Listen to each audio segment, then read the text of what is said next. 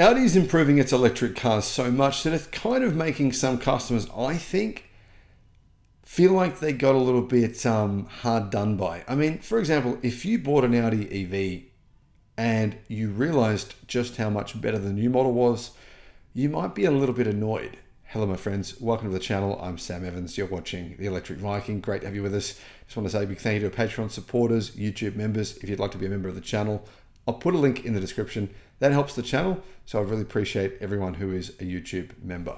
The new Audi, right? The new Audi e-tron GT is better and faster than the previous RS model, which was way more expensive. So basically the second tier vehicle, right?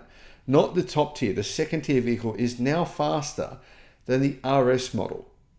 And it's quite a bit faster and has way more range. So Audi is improving its EV significantly, which is kind of interesting because what this means is that customers who have the old model, to be honest, the old model is so much worse than the new model.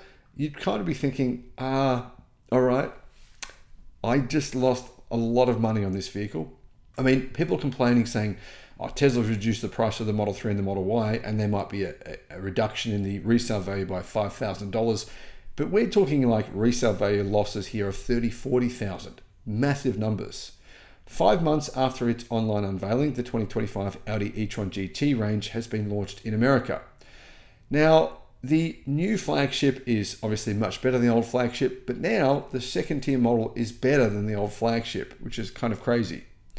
The car will come in standard S e-tron GT, RS e-tron GT, and RS e-tron GT performance guises. So there's 3 different versions. The US though is only getting the entry-level model and the flagship. So you're getting the third tier model and the flagship. But even the third tier model is faster than the previous flagship. This is how fast technology is moving for electric cars. Standard model costs $125,000. Bit expensive. But I'm sure you can get a deal on one of these. If you wait a few months, I'm sure there'll be an Audi dealership willing to give it to you for the price of the old version. For this extra cash though, you're getting a big performance boost. The e-tron GT has 670 horsepower, which is more than the old RS version. Anyhow, the new model gets much better air suspension, and that air suspension system is really kind of cool because it helps to improve range. When you're driving on a freeway, it will lower the car and therefore make it more efficient, of course, in terms of its aerodynamics. The range of this new variant is much higher than its predecessor. It's around 300 miles, which is 483 kilometers. Now that's on the EPA cycle.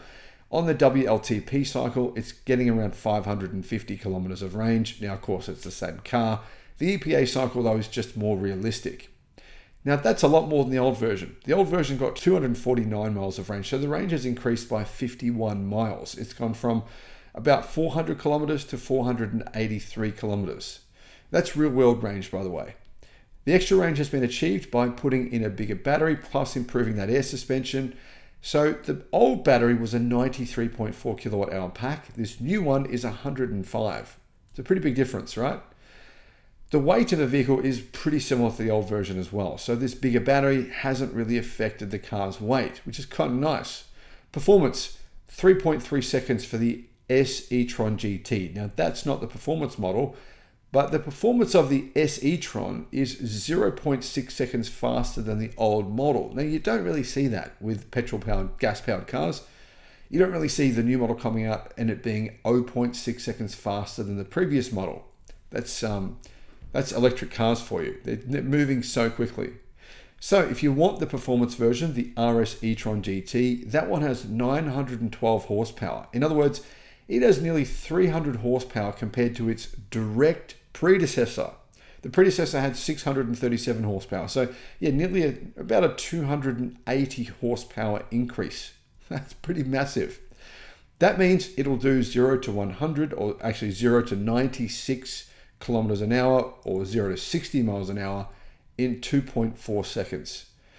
And therefore, it's by far the fastest Audi vehicle ever. There is no petrol-powered Audi that is even remotely close. Audi hasn't released a range figure for that model, but yeah, it's going to be, I estimate, probably about 290 miles. Now the price is a bit higher than the previous model by about $20,000, but yeah, like I said, I'm pretty sure that a dealership, give it a few months and you'll get them for the same price as the previous model. These new models are actually pretty good. To be honest, the previous Audi e-tron GT and the RS e-tron GT, nice looking cars, but they weren't really that competitive on price and performance. But now they are. Now, honestly, going to that 912 horsepower, being able to do 0 to 100 in 2.4 seconds, that's insane. 0 to 96 in 2.4 seconds. I've driven the Zeekr 001 FR, which has 1,300 horsepower in China. That can do 0 to 100 in about 2 seconds. That level of performance, to be honest, is so insane that you feel like you're getting sucked through the back of the car. Like, it is so ridiculously fast. It's sort of like a theme park ride. Personally, I can't handle it. It makes me want to throw up. But I know a lot of people just love performance, and they're going to love this car. At the track, it would obliterate internal combustion cars. And that's probably why here in Australia and in America, some tracks are now banning EVs.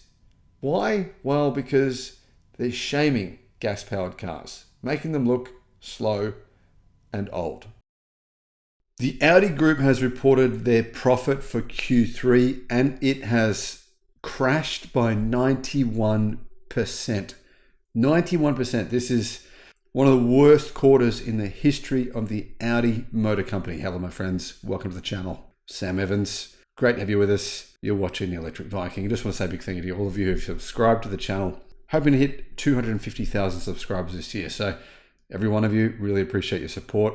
And the main purpose for this channel is to support renewable energy, to support electrification. Even if I say something critical about a particular battery chemistry or a particular electric car, I have to do that. I've got to be objective. So even though you might feel personally offended because I said, for example, the BYD Blade battery is no longer state of the art. It's good, but it's just there's alternatives that are much better now.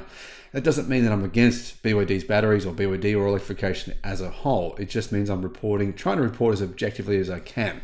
Speaking of objectivity, Audi is it's in trouble here. The Audi group has experienced a really bad third quarter and obviously a rough year. To be honest, it's probably going to look worse before it looks any better, if it ever does look any better. The truth is here that Audi have historically made a lot of money from China, and their sales in China are falling off. Now, the Chinese know that future Audi vehicles will be built on SAIC platforms. Right, SAIC is Chinese government state-owned car company, one of the biggest car conglomerates in China, one of the biggest in the world. It has been overtaken by BYD now, but still, they own the MG brand and a bunch of other car brands.